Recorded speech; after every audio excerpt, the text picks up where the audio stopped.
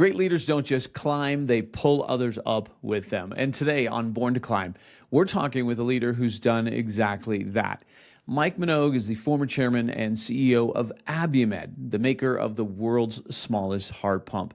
He's a West Point graduate, a military veteran, and someone who has spent his career pushing the boundaries of leadership, innovation, and heart recovery technology. From West Point to the boardroom, Mike has built organizations that save lives while holding the highest standards for himself and his team. I first crossed paths with Mike in 2020 when I taught my leadership framework to his executives, which we later rolled out to all his managers over a 2-year period. I've always been impressed with his leadership as he strikes the rare balance between pushing people hard with high standards and caring for them deeply. And it's this combination that makes him so effective at leading organizations and producing results. So if you've ever wanted to become a better leader and to be more effective at building your organization, then you don't want to miss this episode. Let's go ahead and dive in.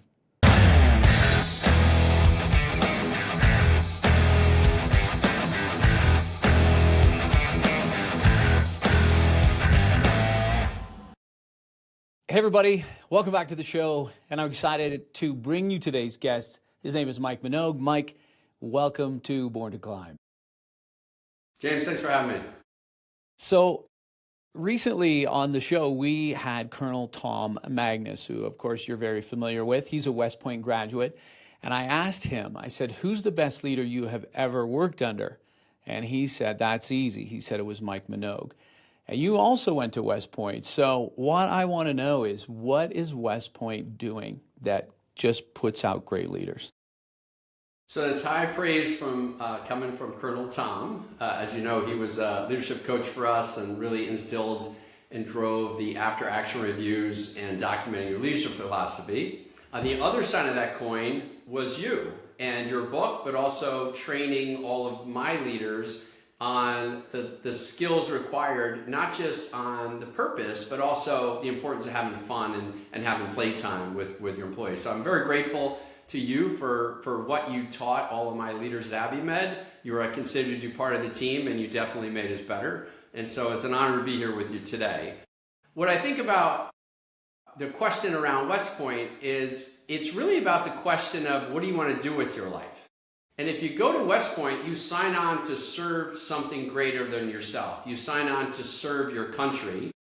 And what they really want is a balanced person for mind, body, and spirit. It's not enough to have good grades. They want every cadet's an athlete. And they also want you to have a sense of your faith and your humility, because that's what they see as great leaders. And then in the process, you suffer a little bit. And so I always say, when you suffer, you can convert experience to wisdom, and it continues to drive humility. And so when you put everything together, you end up with a group of people that want to make others achieve their goals, want to achieve the mission, but always love and take care of their people. And I think that's one of the things that I would credit in my life, that West Point really gave me those tools and that integration of what it means to be a leader to serve others. You have such a strong track record, and what you did at Abiomed is amazing, and I know you had an amazing team around you as well.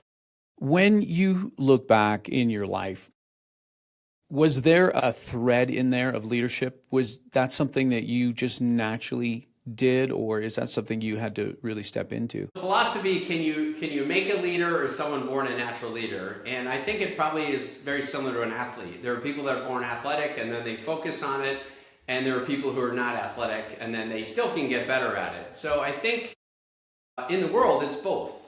And so I think for the case of, in my upbringing, I was blessed with great parents. My father was a leader. He was competitive. He was an athlete. He was a commercial business leader, and he also served in the Air Force.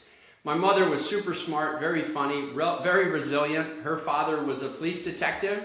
And my great-grandparents grew up in New York City, and they earned every ounce of everything they got. So it instilled in me a sense of pride, but also, wanting to be able to help others and to have the opportunity to do bigger things. And so from being a student and an athlete together, I think there's a lot of lessons in athletics that it helps you be a great teammate. And in order to be a leader, you have to be a great teammate, and you have to know how to play as a team. And I think it's really not just being a leader, but also the second side of that is knowing what it's like to be on a winning team. And as you said, I think about Abiomed, the greatest strength of Abiomed was its people. My leadership team, I would tell you that by a person, they were the best in the business. And the DNA of our company was always to put patients first, and that's how we achieved our success. But every time we got knocked down, we got better. We were obsessed with better. And sometimes challenges make you better, and they grow your character. And I consider the setbacks to be where we got better and learned the most. And in many cases, success is not just this simple climb. There are ups and downs. And as you say, stay really true to the purpose, you're going to end up in the right place with the right people. When you came over to Abiomed, I think it was in 2004, you guys made a big shift in the company because, correct me if I'm wrong, Abiomed first started out by creating artificial hearts for transplants, right? And then when you came along, you guys went away from that and towards heart recovery. Was that your decision, or had that decision come in before you got there? I inherited at Abiomed was the dream of the total implantable, self-contained artificial heart. And when I went there, that's what they had.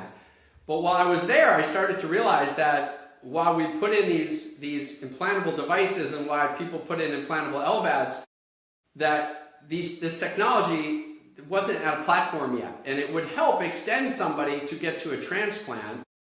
But I didn't really see it as a commercial therapy for people that couldn't get a transplant. And while all this was going on, we had these short-term devices, first the BVS 5000, which was the first ventricle assist device ever approved in 1992 by the FDA, and followed by, the year I started, the AB 5000. And our FDA indications were bridge to recovery. We were the FDA-approved device, and to this day, we're the only company that has bridge to recovery for acute events approved by the FDA.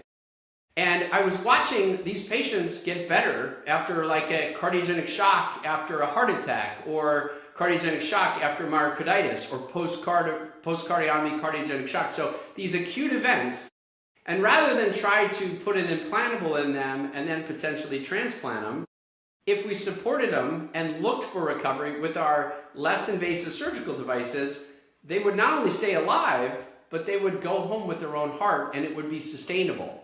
And that was clearly the best decision. So I was new in the job. I was very young at the time, and I just saw that the best solution for the patient was native heart recovery, and the field was missing it a little bit because it was so focused on these bridge to transplant artificial hearts and implantable devices that we started realizing that the right strategy, the right focus, the better market for us was to stay in our strength and to be the heart recovery company, the only company focused on producing products that don't damage and core out the apex of the heart, that don't sacrifice the heart to perfuse the body. And we made that decision. It obviously was a little challenging. Looking back, when you're younger, you're a little more bold. You don't worry about consensus as much. But at the same time, had we not made that decision, we were likely going out of business, and at the time we had about 2 years of cash burn left and would not have been able to raise more money. And I started working on the intra-aortic balloon pump to get to the cath lab. And so instead of being an implantable heart company in 100 heart transplant centers with heart surgeons, I thought we should go to all heart hospitals, try to get to the cath lab with the balloon pump initially, start with that patient having an acute event, and I started looking for something like Impella.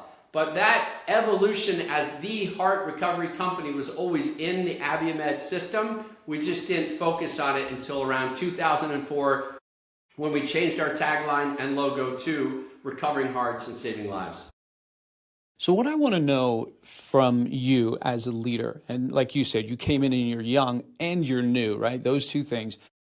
So much of leadership is being able to make a decision, and those were big decisions. And so how do you go about that process? Because I think a lot of people listening, they're not making a decision about the direction of a publicly traded company, but they might be making a decision of, should I sell my house? And they have a tough time wading through all the risks.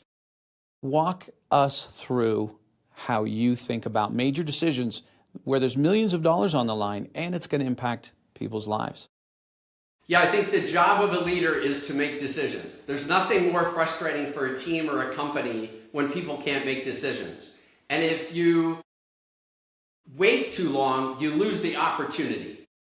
And so when I make a decision, my first question is, when do I have to make a decision?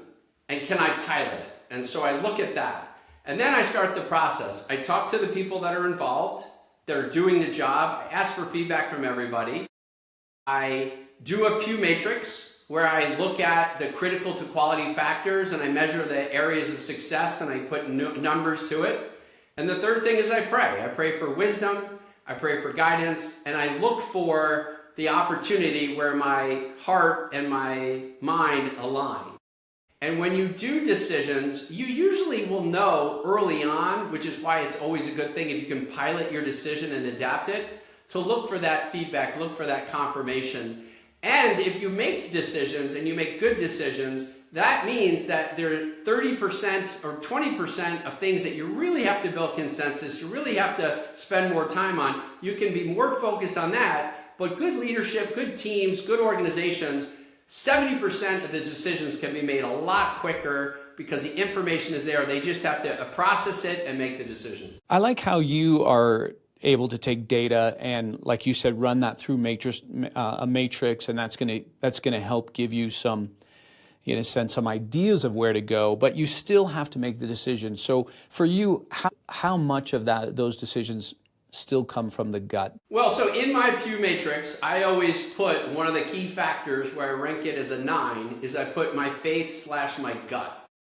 It doesn't outweigh everything else, but the gut is also, it's not just a matter of faith. It's, I believe if I talk to 100 people and I get feedback from them, I'm picking up pattern recognition. I'm picking up a sense of what I'm hearing, and my mind is processing it. That's going to give me information that I have to trust.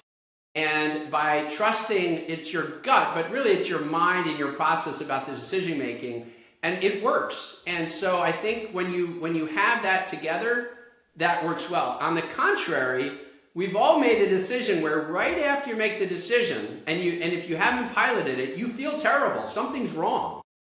And that's where you also have to trust your gut and reverse course, pull the pilot back, adapt it. It's not second guessing, it's you're seeing and feeling some of my assumptions were wrong, and that allows you to make a better decision. And I think that's also key in decision making, is knowing how to pilot it and how to learn and make it even better in the future.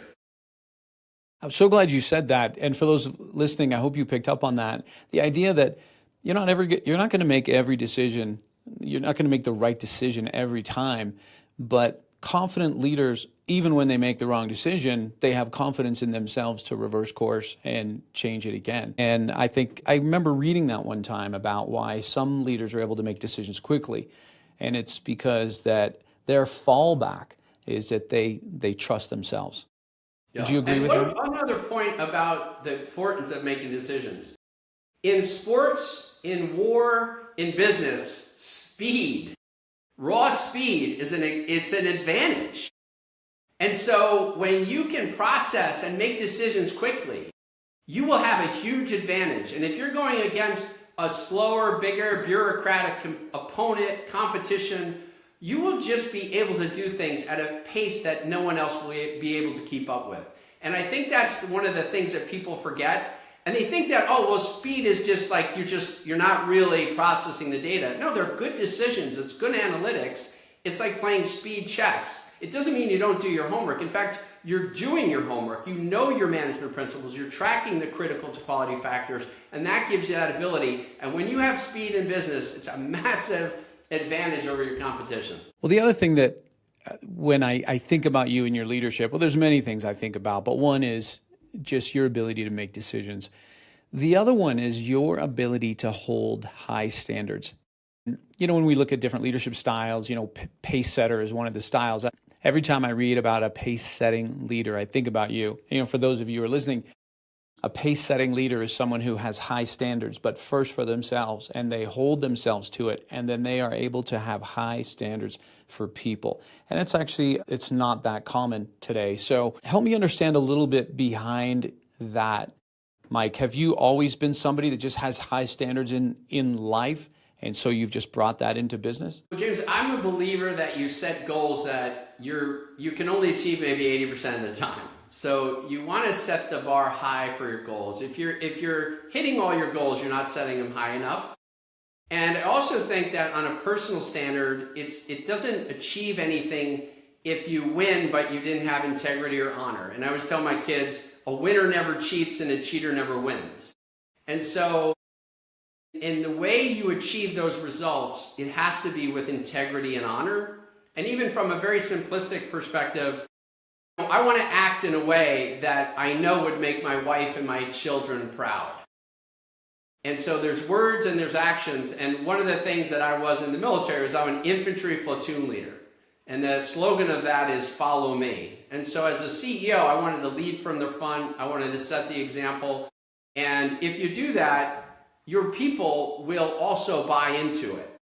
And there's nothing worse than a leader that says one thing and ask the company to do the other thing. So the work ethic, the ability to travel, the ability to take care of, your people is something that I always thought was, something that I had to set the bar high for. But it meant that I also attracted people that were like that. And so again, back to my team, they held the bar too. And when it's seen in the company that integrity matters, it means that you have to make some hard decisions then. Every now and then, if there's an integrity violation, the people can't stay as part of the team. You have to go to them and they have to be removed from the team. You tell them, don't let this define you. This isn't you for the future. Learn from what happened and move on. But that's something you can't allow as an organization. You can't lower the bar ever on integrity, especially when what we do matters so much to patients and their outcomes. We have to be always committed to telling the truth and having integrity, because by doing that, we can move faster, make decisions, and improve outcomes worldwide. I think a lot of leaders hesitate to raise the bar because then they know that they're going to have a bunch of difficult conversations with accountability, and that is not always the easiest.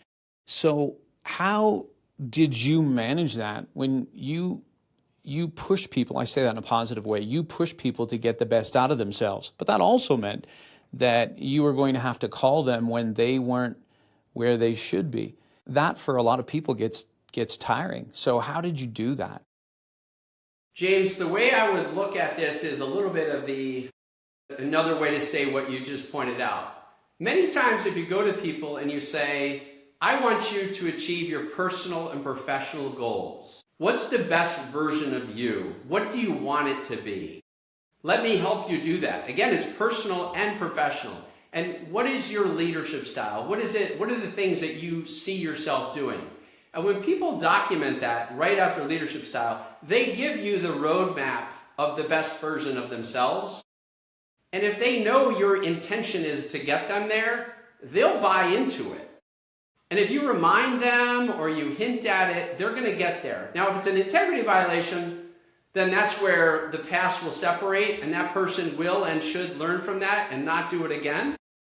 But what you're really doing is you're asking people to hold themselves accountable to the best version of themselves. And I think it works really well. You're someone who sets such a high bar, not only in performance, but also in his example in your work ethic, but also in how you care about people. And I feel like you typify Jim Collins's work when he talked about level 5 leaders. I know you know Jim, but level 5 leaders were the leaders of the best companies, had a professional will, right? Like they had a vision, they were driven, but they also had a personal humility.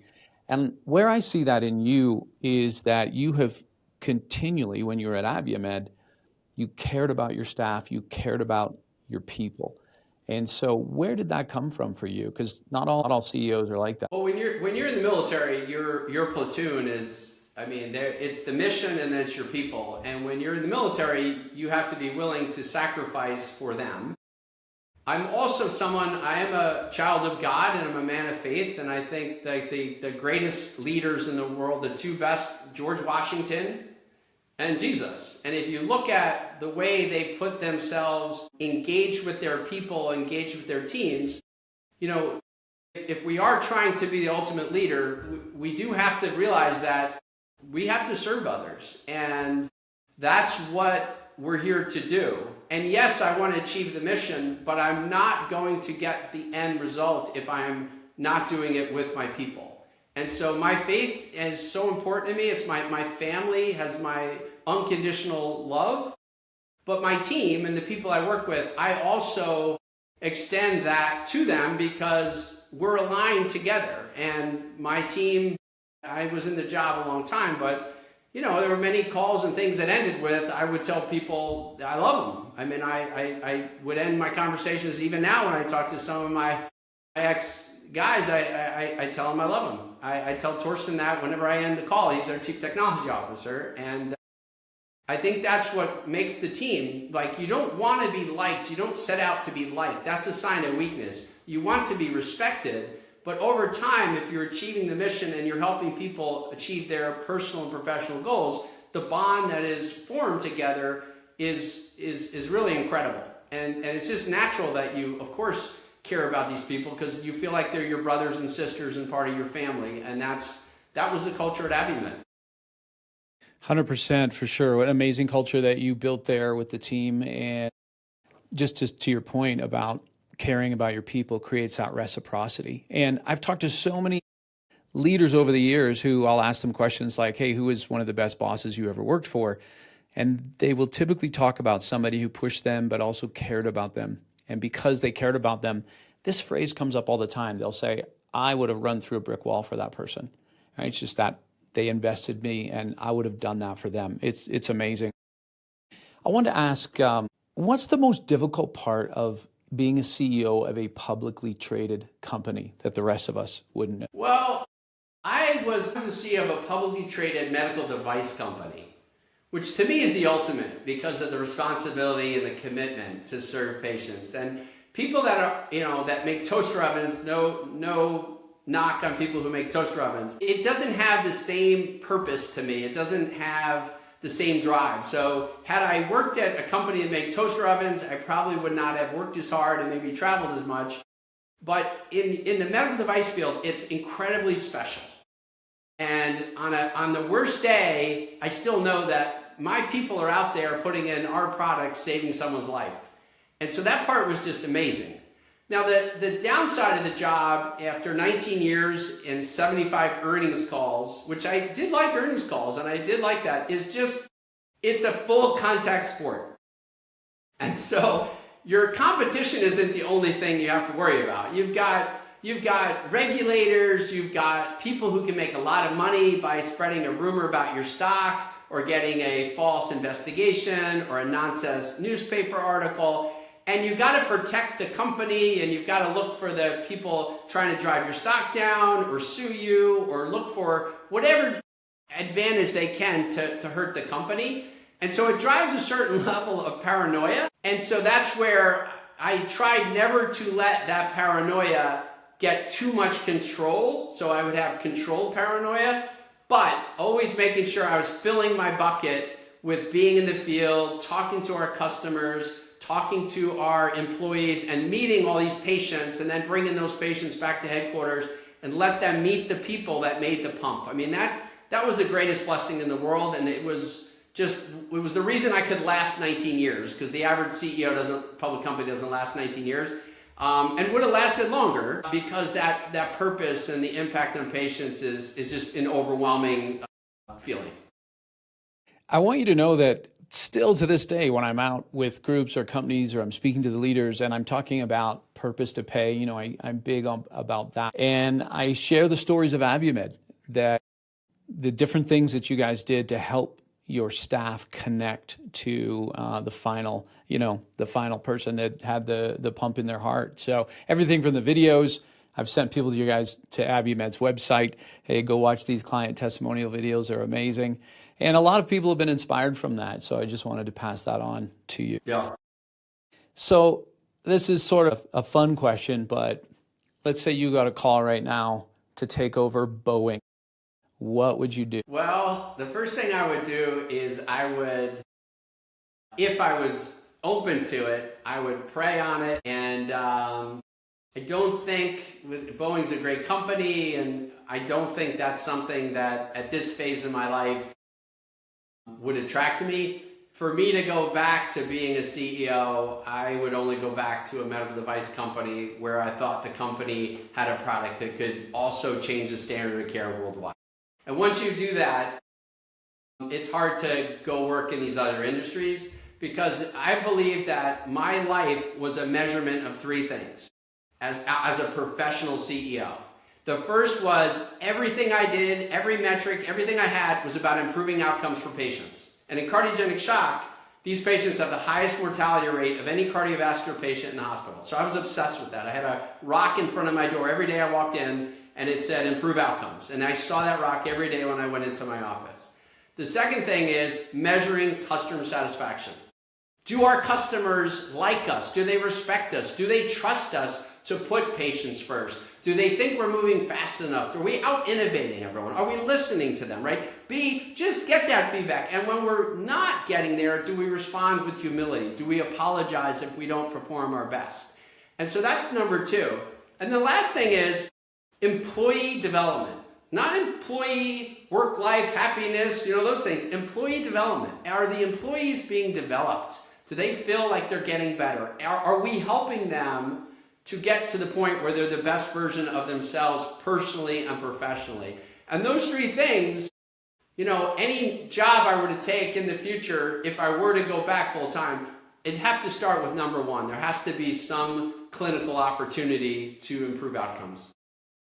Do you think a turnaround at Boeing is a leadership turnaround? I don't know enough about Boeing to really comment about it. I know that the med tech world has what I believe to be the best CEOs in the space because of the attraction to serving others.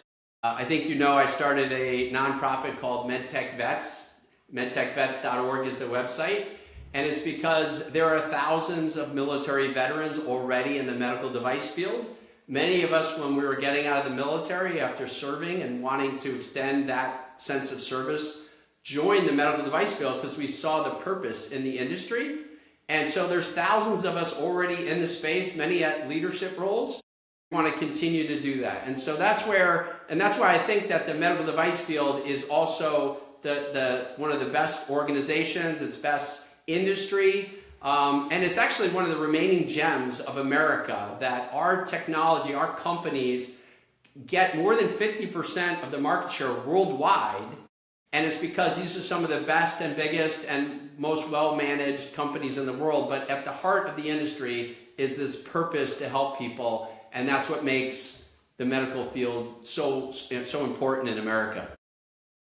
The medtech industry is amazing, and I really appreciate getting a chance to know it more. I was at AdvaMed's conference last year, and it was fascinating to see, especially all the talk about AI and how AI is going to really revolutionize that space as well. And let me just ask a quick question about that. How do you see AI impacting medtech? It is a great topic. I was fortunate enough to be at West Point when Elon Musk came in and gave the fireside chat. And Elon Musk is an incredible innovator. I personally think he's a person who has shown a lot of courage, and he's an advocate for free speech, not just in America, but worldwide. But what I think the tech field gets wrong a little bit is they really see all the negatives that are truly could happen with AI, right? They see the unrestricted power of a computer making decisions that are not in people's best interests, or not what we'd want to see as empathetic or compassionate or patient focused. The flip side is in the space that we're in, the medical device field, AI is an amazing tool. It's going to improve diagnosis. It's going to give better information about an image. It's going to allow a better, more accurate robotic surgery. It's going to predict heart failure or right heart failure or kidney failure. And it's going to be able to learn at a pace that will make every 10 years seem like every 3 months for what we used to have over the last 50 years. So there has to be a balance to it, but our space, I think, has already embraced it and sees all the positives to it. And I just hope that, there will be a balance and there will be some reasonable type of utilization and regulation that doesn't go to one extreme or the other. Last question for you. Who is a leader out there right now that you admire besides Jesus and George Washington, but somebody who is walking the planet right now? Who's a leader that you think, yeah, that I would go into that? So I had some board members that were really good leaders. Chris Van Gorder is he's the chairman, CEO of Scripps Hospital. He's really an impressive leader, leads from the front, service-based. I really enjoyed working with him. Janine Vervette was another board member. She was a nurse, and then she moved through the ranks. She then ran hospitals administration, ran Optum, was one of the senior leaders of United Healthcare. So those are two of the leaders that I really enjoyed and learned from. They were two of my best pure leaders on the board from a leadership perspective. And then, just the people I'm around, there's a lot of great leaders in med tech. So Pete Arduini at GE Medical is a fantastic leader now in healthcare. Mike Mahoney is a great leader at Boston Scientific. He's also one of the funniest CEOs out there. Kevin Lobo is doing a great job at Stryker. There's a large group of people out there in that space, and I've been fortunate to not only work with them, but be friends and advocate with them on different things around the industry. That's fantastic. I get asked the question sometimes, can leaders, are leaders born or made? And that's a sort of a famous question that gets asked. And a lot of times I think, well, it's actually the wrong question, because you can't just say leadership and it's just too big a term. I think anyone can influence someone, of course. If we're going to use John Maxwell's definition of leadership, then yeah, anybody can be a leader. But not anyone can serve in certain roles, like to be a CEO of a publicly traded company.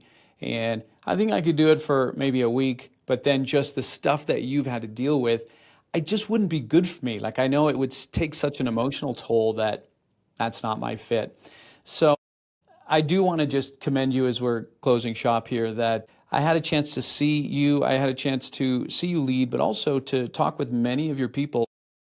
I mean, I worked with 200 leaders from Abumed, and so many people just again and again talked about your vision, the way that you were driving things forward, your belief in them, how much you cared about the mission. It inspired them to care. And you really are a rare leader, and I just want to commend you with that. So thank you for taking the time today, and thank you for all you've been doing. James, I want to say how much I appreciate you, everything you taught the company, and as I was showing you, this is my version. It's handwritten, and you had it for many years, and it's tabbed with everything. So you were a tremendous benefit, and without a doubt, you made Abumed a better company. So thank you so much for everything you not only taught Abumed, but you're teaching all these other companies. Fantastic. Thanks, Mike. Thanks for being here. Thanks, James.